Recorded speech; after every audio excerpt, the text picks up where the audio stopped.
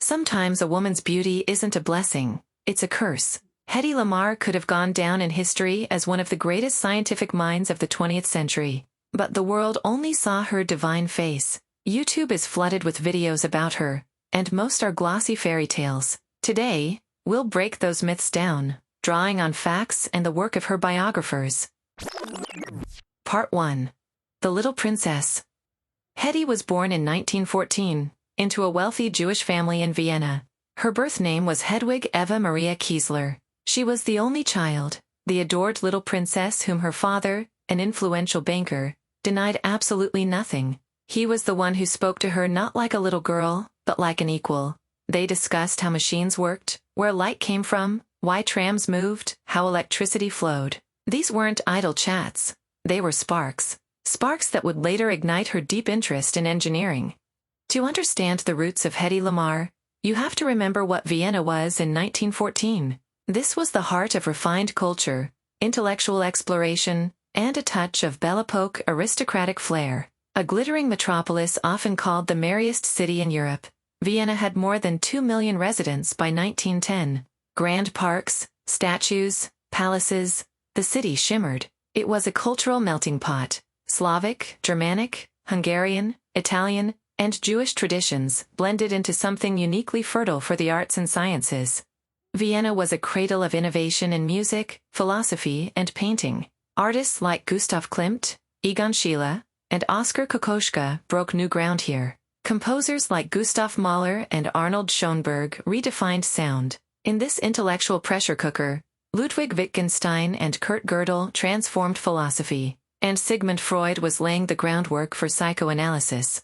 Speaking of Freud, some YouTubers claim Hedy attended middle school with his daughters. That's pure myth. The world isn't that small, especially since Freud's daughters were considerably older than Hedy.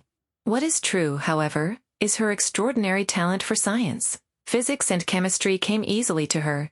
Chemistry, in fact, was her favorite subject. She could have belonged to any great university in Europe. But two things got in the way: an almost supernatural beauty and a burning passion for acting.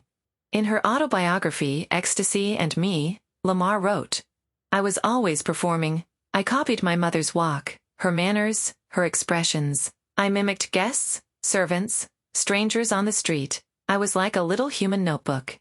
At 14, Hedy won a beauty contest. At 16, she dropped out of school to study acting under the legendary director Max Reinhardt, who called her a masterpiece. Her education was sacrificed to her cinematic dreams. And let's be honest, when a teenage girl with a face like that is told she's a goddess, it's nearly impossible to walk away and study chemistry at university. Though maybe she understood that for a woman of her era, science was a harder path than film. Part 2. Ecstasy and the Scandal. At 15, Hedy forged a note from her mother to get permission to miss school and appear in a film shoot. The movie was Money on the Street, and she was credited under her real name, Hedwig Kiesler. The role was minor, but the experience sparked a lasting obsession with acting. She left school for good and threw herself into theater and film. Her parents couldn't say no to their little princess. By 1931, she landed a small part as a secretary in Storm in a Water Glass. Then came the comedy The Trunks of Mr. O.F., where she played the mayor's daughter and even made it onto the promotional poster. A year later, she starred as the female lead in No Money Needed, and became a star. All of these were light-hearted, family-friendly comedies. The New York Times called her a charming Austrian girl. Then all hell broke loose. In 1933, a Czech film called Ecstasy was released. It caused a scandal unlike anything the film world had seen. A scandal that would follow Hedy Lamarr for the rest of her life. The controversy stemmed from the scenes showing full nudity, and worse, from the perspective of proper society, close-ups of her face during an orgasm. While critics in Prague and Venice praised Ecstasy as a cinematic work of art, the rest of the world wasn't ready. Pope Pius XI condemned the film, calling it obscene. In the United States, the reaction was pure outrage. Religious groups demanded boycotts, not just of the film, but of Hollywood as a whole. Studio executives panicked. The Hays Code, the moral guideline for films, technically existed, but had been loosely enforced. Ecstasy changed that. The outcry triggered by Hedy's performance helped push the industry to create a powerful enforcement arm in 1934. Unintentionally, Hedy Lamarr had rewritten the rules of American cinema. Part 3. The Marriage to an Arms Dealer. At 18, Hedy married Fritz Mandl, a 33-year-old arms magnate and one of the richest men in Austria. Overnight, they became a power couple. Glamorous, photographed, admired. Some sources claim the marriage was arranged, encouraged by her parents. But in her autobiography, Ecstasy and Me, Hedy insisted she had been madly in love. Her starry-eyed love crashed hard against reality. Mandl shut down her acting career. He wanted a trophy wife, not an independent mind. But Hedy, once her father's little princess, wasn't built for obedience. And that wasn't even the worst part. Despite being half Jewish himself, Mandl had deep ties to Austrian fascists, and was a major arms supplier to both Mussolini and Hitler. His company operated in legal gray zones, routinely circumventing the post-World War I arms restrictions imposed by the Allies. His factories manufactured munitions for Mussolini's invasion of Ethiopia and supplied weapons to Nazi Germany. Some call Mandl a Nazi, but that's not quite accurate. He was an opportunist, willing to deal with anyone, so long as the profits flowed. His primary business allies were Italian fascists and German Nazis, but he even sold arms to the Soviet Union. Ideology meant little, money was the point. Hedy, barely out of her teens, quickly understood the world she had stepped into. While the public fixated on her nude scene in Ecstasy, she sat at her husband's dinner table listening to war plans and black market weapons deals. Part 4. Escape from Mandl and arrival in Hollywood. Hedy was disgusted by her husband's way of life, but more than that, Mandl was jealous, controlling, and increasingly paranoid. By Hedy's own account, he monitored her every move. Still, there was reason for his suspicion. She'd begun an affair with his close friend, Prince Ernst Rudiger von Starhemberg. Society gossip also linked her romantically to the novelist Erich Maria Remarque and a certain Count Max Hardegg. Mandl eventually snapped. He all but imprisoned her in their home, under the watch of loyal servants. But Hedy had grown up free, and she wasn't going to stay caged. In 1937, she escaped to London. The popular version of the story is cinematic. Hedy slips sleeping pills into her maid's drink, steals her uniform, and slips out the servant's exit disguised as household staff. But biographers doubt this tale. More likely, she simply left with his permission and then never came back. In London, she crossed paths with Louis B. Mayer, head of Metro-Goldwyn-Mayer. She signed a contract with MGM and sailed to the United States. Her first Hollywood film, Algiers, premiered in 1938.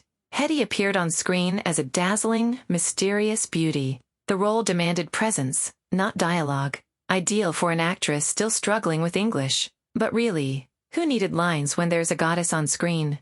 People in theaters literally gasped when they saw her. Algiers made Hedy Lamarr a global sensation and crowned her the most beautiful woman in the world. The effect on fashion was immediate. American women dyed their hair black, styled it like Hedy's, and copied her trademark turbans and netted veils. Hedy was everywhere. And yet, she was frustrated.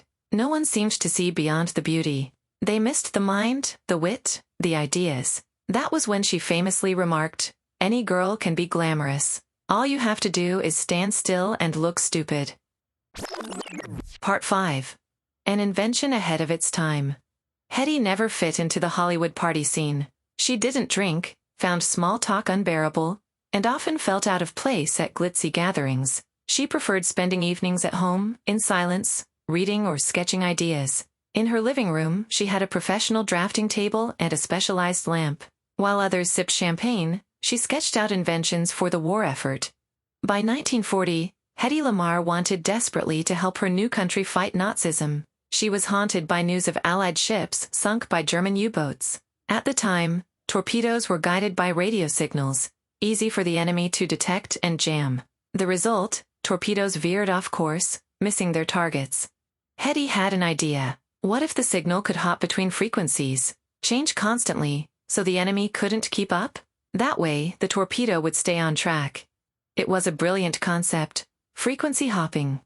Her friend, avant-garde composer George Antheil, helped translate the idea into a working mechanism. They borrowed the logic from player pianos, use synchronized perforated rolls to control both transmitter and receiver. In 1942, they received a U.S. patent, but the Navy wasn't interested. To the military brass, it sounded like nonsense, an actress and a composer trying to build a missile system, and mechanically, the paper roll design felt too complex. Instead of listening, the government told her to stick to what she was good at, being beautiful. Go sell war bonds, they said. So she did, raising $25 million for the U.S. military. Decades later, a myth began to spread online, that Hedy Lamarr invented Wi-Fi, Bluetooth, even GPS. That's not quite true. She didn't solder microchips or write code. What she did invent, and patent, was the core idea of spread-spectrum communication, a system where signals hop frequencies in real time. That concept became the backbone of modern wireless protocols. She didn't build Wi-Fi. But without her, it might not exist. Part 6. A career on screen. As much as Hedy longed to be taken seriously as an inventor, the world still preferred her on screen. And so, her film career moved forward, not always smoothly, but with moments of real brilliance. In 1944, she starred in Experiment Perilous, a psychological thriller where she played a mysterious woman whose life is cloaked in secrecy and terror of her tyrannical husband. It was one of her strongest performances, and critics acknowledged her as a serious dramatic actress. Hedy was happy. Finally, her unearthly beauty hadn't overshadowed her talent. But she wanted more. She became one of the first actresses in Hollywood to challenge the studio system and strike out as an independent producer. In 1946, she released The Strange Woman, a passion project where she not only played the lead, but was involved in every step of production. The gamble paid off. Critics praised her performance, but as a producer, she hit hard reality. They went $1 million over budget. Then came Dishonored Lady. Again, she took the reins, and again, things spiraled. The production ran over budget by $1.2 million, and the film received lukewarm reviews. Hedy's dream of independence came at a steep cost. As a producer, she had vision, but struggled with the brutal realities of Hollywood financing. Her most spectacular return to form came in 1949 with Samson and Delilah, a biblical epic that became Paramount's biggest box office hit of the decade. Critics raved, noting that Hedy had grown as an actress and the role of Delilah seemed written for her alone. It was the last great triumph of her film career, but the momentum didn't last. In the late 50s, she starred in The Story of Mankind, which made the list of 50 worst films of all time. Her final film, The Female Animal, came and went with barely a ripple, and just like that, Hedy Lamarr, once the most radiant star in Hollywood, slipped into cinematic obscurity. Part 7. Personal Catastrophes. Genius rarely guarantees peace, and Hedy's personal life was anything but calm. She was married 6 times, outpacing even her first husband Fritz Mandl, who managed 5. In 1939, she married screenwriter and producer Gene Markey. Together, they adopted a son. The marriage lasted just 16 months, undone by their careers pulling in opposite directions and, reportedly, by Hedy's affair with Spencer Tracy. Her third husband was British actor John Loder. They were married from 1943 to 1947 and had 2 children together, a daughter Denise and a son Anthony. The marriage dissolved in a haze of arguments and infidelity. She called him a bore. He called her a cold-hearted bitch. In 1951, husband number 4 entered the picture. Ted Stouffer, a nightclub owner known as the King of Swing. They lived like jet-setters in Acapulco, but the party didn't last. The marriage fell apart after just 7 months. In court, Hedy testified that he beat her and subjected her to emotional abuse. Next came Howard Lee, a Texas oil man. They were married for 6 years, her longest relationship, but the divorce turned into a grueling legal battle over property and alimony. Her 6th and final husband was Louis W. Boyes, Jr., her divorce lawyer who would become the subject of his own divorce trial. According to Hedy, he once stormed into her home with a baseball bat and threatened to kill her. The marriage lasted 19 months. Her numerous lovers didn't bring happiness either. Hedy complained that men fell in love with her screen image, but nobody wanted to see the intelligent, sensitive woman behind it. Affairs with figures like Howard Hughes and Charlie Chaplin fizzled, leaving more disappointment than romance. Her relationship with her children was equally troubled. Her adopted son James was effectively cast out and sent to live with his schoolteacher's family. Hedy cut off all contact. For decades, he couldn't even reach her. With Denise and Anthony, her biological children, things were strained. In her later years, she wouldn't even let them through her door. Part 8. The Final Years, a Belated Triumph. In 1966, Hedy Lamarr was detained at a Los Angeles department store. Security had spotted her walking out in unpaid slippers. In her shopping bag, they found more unpaid items: a $40 knit suit, a $3 pen, a $2 necklace, some greeting cards, and a compact powder worth 50 cents. Hedy insisted it was all a misunderstanding.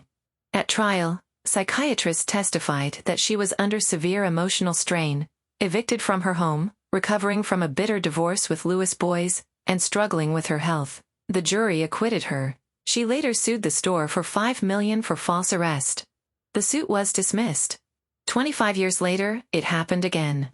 At 76, Hedy was arrested at a Florida pharmacy for allegedly shoplifting a bottle of eye drops and laxatives. She claimed she'd simply forgotten to pay for them. The rest of her items she had purchased with cash. The prosecution dropped the charges, citing her advanced age and failing eyesight. Friends and doctors believed these weren't acts of kleptomania, but cries for help, desperate moments of emotional collapse. Despite once earning a Hollywood fortune, Hedy lived her later years modestly, surviving on a Screen Actors Guild pension. Most of her wealth had vanished into a maze of lawsuits, divorces, and bad investments. She became a recluse, speaking to the world mainly by phone and refusing to be photographed. She couldn't bear to face what aging had done to her legendary beauty. Then, finally, recognition came.